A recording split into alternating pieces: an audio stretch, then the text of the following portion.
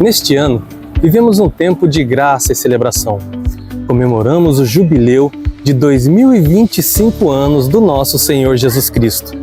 E como se não bastasse tamanha festa, a nossa paróquia, neste mesmo ano, está comemorando 35 anos de existência.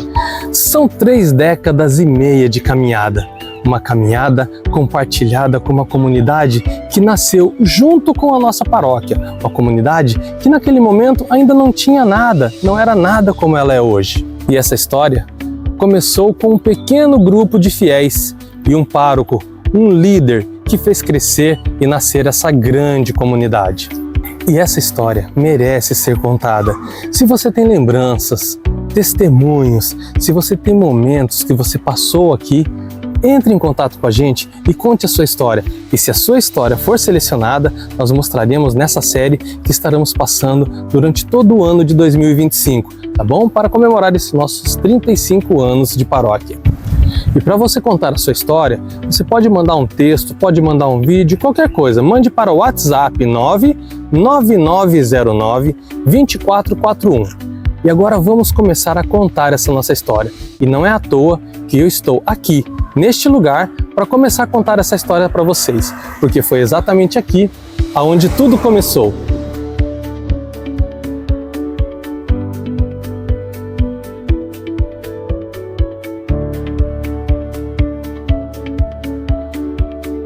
Há 35 anos atrás, uma linda história começa a ser contada. A história de uma comunidade que nascia e junto com ela, a nossa paróquia. Aqui, neste local, foi a nossa primeira paróquia. A nossa comunidade não era nada parecido com essa de hoje. Nossa comunidade era apenas um local, bem afastado do centro inclusive. E nessa ocasião foi nomeado um novo pároco para cuidar dessa comunidade. A comunidade começando do zero, a igreja começando do zero para se tornar tudo isso que é hoje. E essa história, vocês vão ver ela sendo contada pelo nosso primeiro pároco, Padre Jair. Então, gente, agora nós vamos conversar aqui com o Padre Jair, né, conhecido já por toda a comunidade. Oi, Padre, a bênção. Deus abençoe. Então, Padre, é o seguinte, a gente vai seguir com a entrevista e você fica à vontade para conversar e falar tudo o que você precisar, tá bom? O que for possível fazer, estou fazendo. Pela comunidade, pelo povo de Deus, a gente deve estar sempre a serviço. Tá? E nunca medir esforços para fazer para saciar a sede e a fome do povo em torno da palavra de Deus. Como foi esse convite? Como foi nomeado? Você consegue explicar um pedacinho disso pra gente? Eu não tive essa questão de ser nomeado para lá, porque no dia da ordenação, estava todo mundo querendo o Padre Jair.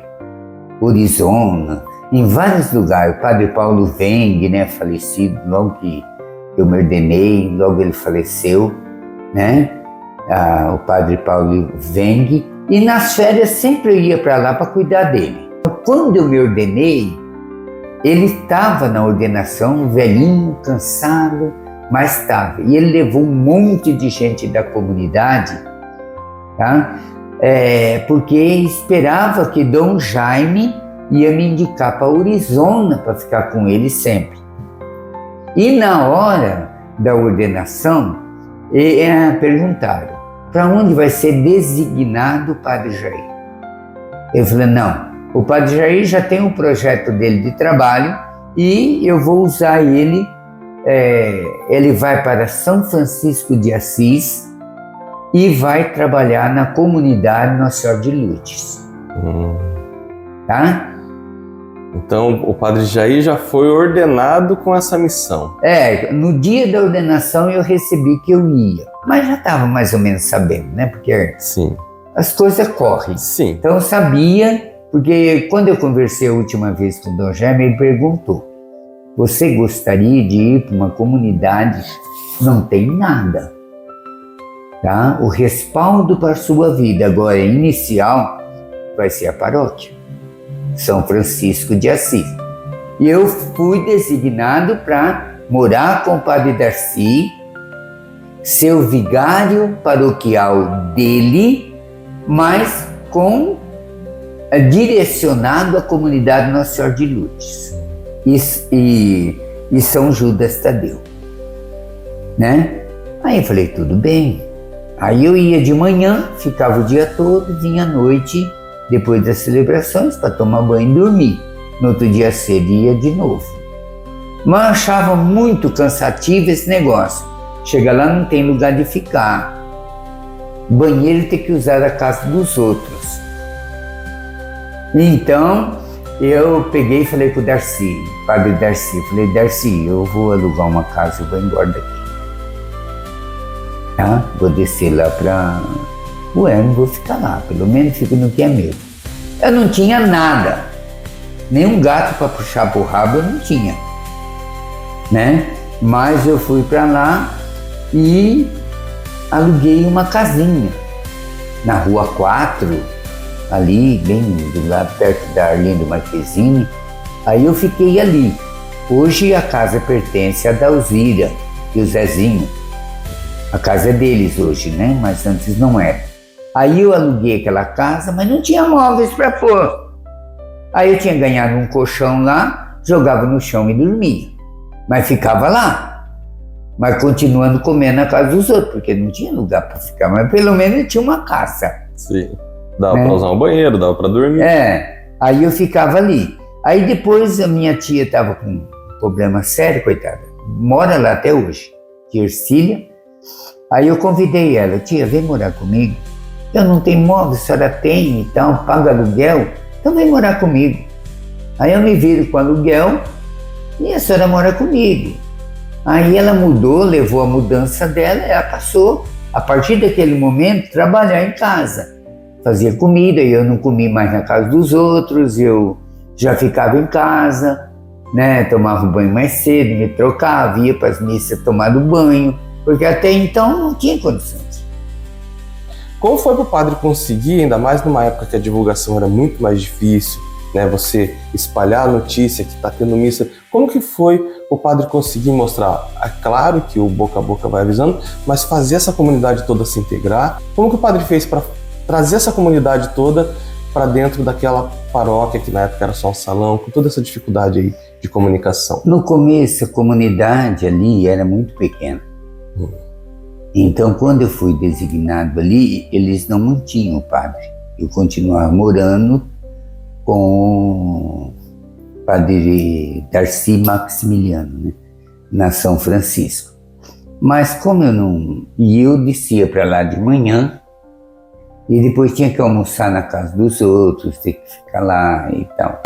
No começo para mim foi muito difícil porque eu tinha que pegar, não tinha carro, tá? O carro foi emprestado pelas irmãs do Santo Nome de Maria, que me emprestou um Fuscão.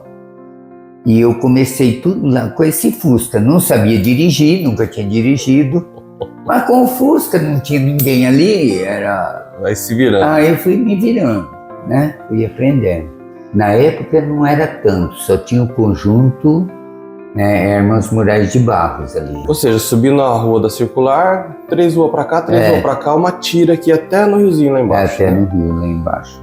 Então resumia a comunidade mais nesse pedaço aí. Depois foi surgindo, né, cortando aqueles bairros, os outros, né, bairros, e foi aumentando a paróquia, né? Mas no começo simplesmente era aquilo ali. Nós usávamos como igreja o salão, aquele salãozinho do lado do centro esportivo. Sim. E quando nós realmente usamos ali vários anos. Você tem lembrança da sua primeira missa lá? Foi num domingo pela manhã. Logo após a minha ordenação, quando eu assumi em fevereiro lá, e eu realmente já celebrei ali. Sim. Aí que o padre conta, né, que nessa época era tudo diferente, o pessoal sentava em toquinhos de madeiras, essas coisas assim, né? Porque nós não tínhamos banco, não tínhamos altar, mesa, né? O altar não tinha nada, não tinha cadeira, não tinha nada. O que nós usávamos? Nós usávamos os banquinhos que tinha lá para o pessoal sentar. Eram tocos de eucaliptos cortados e colocados e a gente usava aquilo ali. O povo sentava nos toquinhos de madeira. Entendi. Né? Aí o pessoal trazia banco de casa? Ou, além desses toquinhos, como funciona? Quando eu comecei era pouquinha gente que participava. Uhum. Depois o pessoal, né, pela celebração, eu sempre fui assim um grande incentivador da comunidade. Uhum. Né, visitando, convidando o pessoal a participar, a fazer parte da equipe, né, e assim o pessoal foi se agregando à igreja, né, foi se agregando, foram participando. Aí, como não tinha banquinhos para todo mundo, eu pedia quem tem banqueta em casa e possa trazer, seria bom, porque nós não temos local para colocar, né? Aí depois surgiu um senhor lá que arrumou alguns bancos, 10 bancos para nós, feito de ferro, com uma tábua, e o pessoal sentava, né? Aqueles bancos também durou até a gente ir para a igreja nova. Quando fomos para a igreja nova, levamos os tocos, porque não tinha onde sentar, né? Toco, levamos também aqueles bancos, né, de ferro, mas o ferro gastou os pezinhos embaixo. Sim. Então fazia buraco no piso, fazia buraco. Com o tempo a gente foi descartando eles, né? Sim. Porque começou a estragar o contrapiso, fazia buraco, riscava tudo. Aí nós começamos os trabalhos na comunidade. Aí era quermesse, baile, a gente tirava Jesus de dentro do salão e fazia baile, 2 vezes por semana, 2 vezes por mês. Fazia baile, tinha os grupos de canto que vinha, gaúcho e tal. No fundo do salão tem uma salinha e eu dava aula de judô também para as crianças. Então eu tinha os tatames, aí jogava os tatames tudo no chão, forrava, as mães vinham para o baile, trazia as crianças e elas ficavam dormindo embaixo. Aí a gente colocava sempre uma ou 2 mulheres da comunidade para cuidar das crianças e deixava o baile rolar. Para que as mães pudessem ficar até mais tarde. E o baile sempre foi familiar. Nunca foi assim, algo que era à vontade para todo mundo. Bagunça, né? Então a gente fazia 2 vezes por mês, fazia quermesse, fazíamos rodeio, várias vezes rodeio, né? Também fizemos muito bingo, né, de prêmio, tudo para levantar dinheiro. Aquela comunidade levantou com o dinheiro da própria comunidade. Essas festas, esses eventos, já era pensando em criar um caixa para levantar a estrutura da igreja, né? Mesmo que não tinha caixa, nós fomos investindo. E quando estiver fazendo, chama o pessoal, vem ver, eu quero a opinião de vocês. O padre é um, vocês são muitos, têm visões diferentes, é isso que o padre precisa. Certo. Então eu sempre envolvi muita comunidade nos projetos da igreja. E eu fui muito exigente com os projetos. Sim. Então foi muito difícil no começo, muito difícil. Eu era jovem, brigava muito, como brigo até hoje pelas coisas certas e corretas, e uma coisa que tem que ter visão de futuro. A gente nunca pode ter uma visão de hoje, de agora. Hoje tá bom, esse tanto tá bom, e esse tamanho tá bom. Não! Nós temos que pensar amanhã. Que tamanho vai ficar essa comunidade? Quem diria que ficaria esse tamanho que ela é hoje, né? Que ela é hoje, ainda não cabe todo mundo. Eu acho que demora 10 anos, que eu demorei praticamente quase 20 anos para concluir a minha parte naquilo ali, né? Demorou quase 20 anos, mas foi uma demora de mudança. Chegou uma época que nós não podíamos pagar mais ninguém. Nós contratamos um pedreiro e 2 serventes. Tá? E foi tocando. Aquilo lá devagarinho. Eu fazia mutirão sábado e domingo. Aí o pessoal foi cansando também, todo sábado, todo domingo trabalhar. Sim. Aí eu falei, vamos mudar a estratégia. Um final de semana as mulheres trabalham, outro final de semana os homens trabalham. E o padre ainda estava contando que o final de semana das mulheres não era só de limpeza, né? Ela também batia a massa. Batia a massa, carregava a carriola, carregava lajota, montuava lajota na beira da construção. Elas trabalhavam o serviço do homem. Todo mundo com aquele amor pela paróquia que a comunidade estava construindo. Pelo amor, porque a gente tinha que fazer algo que tivesse um pouco do suor de cada pessoa. Não é só você dar dinheiro. A comunidade tem que viver da participação, da vivência, da contribuição. Sim. A contribuição, ela se dá no trabalho que você desenvolve dentro da igreja. Tá? E o seu trabalho como igreja é mostrar que você participa, você vive. Eu sempre tive essa visão. A comunidade era pequena, era pobre, mas deu a sua contribuição. Graças a Deus, aquilo foi feito. Aí a turma é mérito do padre. Não tem mérito nenhum ali. Porque eu estava lá como administrador e eu envolvi toda a comunidade para que a administração fosse partilhada, vivida. Que você tivesse orgulho, eu também dei um pouco de mim nisso. Padre, nesse período, né, desde que você chegou e conheceu a comunidade, até nesse período que você estava passando por essa parte de obras, que para você também foi a primeira, foi tudo primeiro para você ali, né? Você também aprendeu, você estava se construindo como você estava construindo a comunidade, como você estava construindo a igreja, né? Estava tudo sendo construído ao mesmo tempo. Nesse período, até aí, eu sei que muitos momentos marcantes teve na sua vida. Teve dificuldades financeiras que você falou, teve que desenvolver festas, teve que ter essas ideias de conseguir levantar esses valores para conseguir fazer acabamento, mas teve alguma coisa marcante, ou com pessoa, ou alguma coisa assim que... O que mais me marcou na comunidade foi o empenho da comunidade, sabe?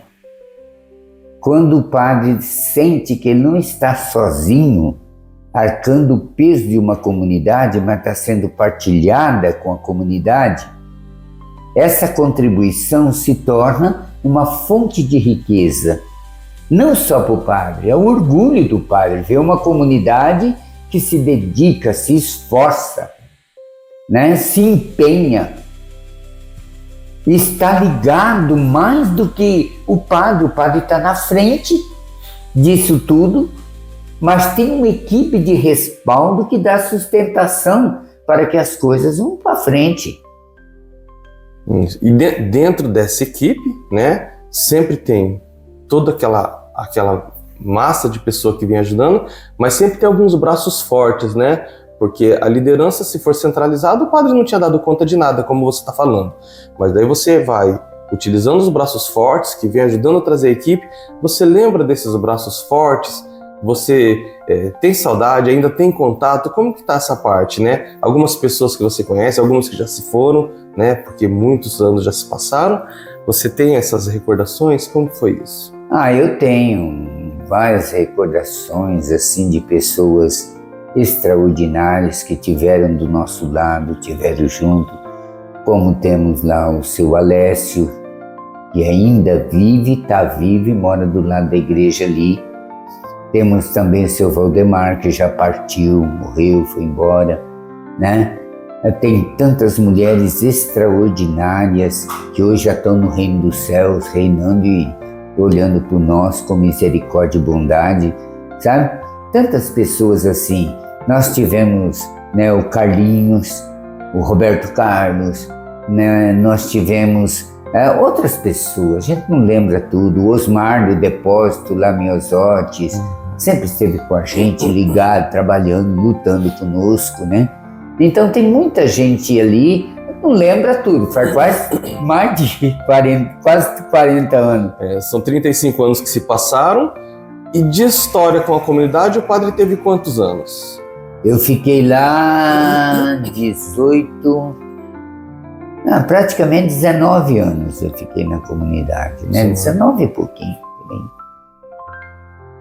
Tá, mas minha vida toda eu me dediquei muito naquilo ali, né? Porque eu tinha assim um projeto, aquela convicção de que Dom Jaime disse: a gente é igreja e nós temos que implantar nossa raiz como o grande celeiro desta comunidade. Então, porque a gente vai, mas o que a gente faz fica. Nós estamos falando aqui de obras, né, de construção, de toda essa parte que o padre fez. Mas a gente sabe que não foi só esse tipo de trabalho que um padre deixa na paróquia, né? A parte religiosa sempre também é muito importante. Eu muito dediquei, sou muito religioso, muito espiritualista, sou um carismático para as coisas da igreja, tá? Eu posso estar doente, eu posso não conseguir nem ficar de pé, mas eu vou, coloco a minha túnica, ponho a minha estola no pescoço e me torno diferente. Já não sou mais eu que estou ali celebrando. É a pessoa de Cristo, né? É a pessoa de Cristo. E a gente tem que ter essa convicção. Não é fazer as coisas por nós. Porque muitas vezes, e eu não tinha nem condições. Quantas vezes eu saí 6 horas da manhã do baile, corri em casa, tomar banho, trocar de roupa, 6h30 eu estava na igreja para celebrar a missa. Tá? Então, quantas vezes eu me dedicando o dia todo, não tinha condições, naquela sujeira, carregando caixa nas costas, carregando as coisas, descarregando, montando barraca, fazendo todas aquelas coisas, né? Padre, aí assim, depois vem todos os programas, né, sociais, os programas religiosos dentro da igreja, né? Então a gente tinha ali, montou um salão paroquial, começou a fazer essas festas, né, para poder levantar esse dinheiro para construir a paróquia e tudo mais, mas já também começou a acontecer catequese, pastorais. Como foi a criação, o desenvolvimento desse trabalho, que também era novidade para você, né? Não digo novidade como religioso, porque você se formou para padre, mas de desenvolver isso tudo do zero, de uma comunidade que não tinha nada. Olha, tem uma coisa importante. A catequese era feita nas casas, grupos menores, né, feito nas casas. Mas como as casas eram muito pequeninas, não cabia o pessoal, muitas crianças estudavam lá na escada da igreja, porque não tinha lugar de sentar dentro. Né? Era na escada da igreja, debaixo de uma árvore, cada um levava um banquinho, escrevia na mão, assim, em cima no caderninho na mão, tudo, e a gente vivia ali. Né? Aí a comunidade foi crescendo, as coisas foram crescendo, as irmãs já moravam lá e cuidavam do conjunto ali. Agora, com relação às celebrações que o padre já fez lá na paróquia, alguma para você foi muito marcante? Eu acho que na vida do padre tudo tem que marcar. O padre tem que fazer as coisas e fazer por amor. Não adianta um padre fazer muito e fazer por fazer. Ele não se realiza como padre, tá? E ele não realiza ninguém. Por mais que eu já entendi pelo que você conversou com a gente aqui, que não é nada seu, é tudo da comunidade, não foi nada você que fez, você só estava como administrador, mas a gente sabe que essa tomada de liderança sua fez a diferença. De repente, se fosse uma outra pessoa lá, teria acontecido? Teria, mas seguido alguns outros caminhos diferentes, né? Ou seja, você deixou uma história sua lá na paróquia, uma história de amizade, pessoas que têm saudade de você, tudo mais. Quando hoje, né, aqui em 2025, você olha para esses 35 anos de paróquia, você sabe que você deixou um legado ali, uma história pelo menos, foi deixada ali. Quando você olha para trás, como que você enxerga esse período, tanto na sua vida, como aprendizado, como tudo, as amizades que ficou para lá, a estrutura física que foi deixada, como que você olha para tudo isso? Eu sempre preguei na comunidade o seguinte: hoje sou responsável porque estou com vocês, sou responsável, tá? E a responsabilidade minha é fazer o melhor para que vocês vivam bem a fé de vocês, deem testemunho daquilo que pede o nosso Deus e aprenda acima de tudo a amar, como Ele amou, fazer o que Ele fez. É dar a sua vida pelo aquilo que você faz. A paróquia teve aí já 35 anos de história até agora. Como que o senhor esperaria que a paróquia, como fosse os próximos 35 anos dela? Olha, eu tenho assim uma visão sempre de futuro. Porque o padre que não pensa no amanhã é um padre envelhecido que perdeu as suas esperanças naquilo que faz, naquilo que pensa, nas coisas que ele vê, né? E ele, eu vou. Quando eu tive câncer, o médico me deu 2 horas de vida. Eu não saía da mesa de cirurgia.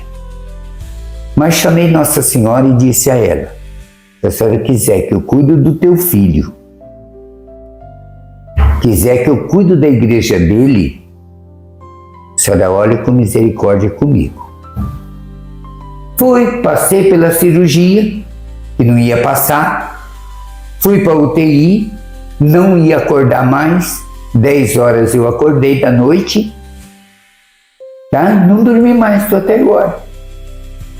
Então você vê, a gente tem que ter uma convicção e a confiança. Eu sou muito devoto de Nossa Senhora e tive a alegria de ter no meu caminho sempre a presença de Maria.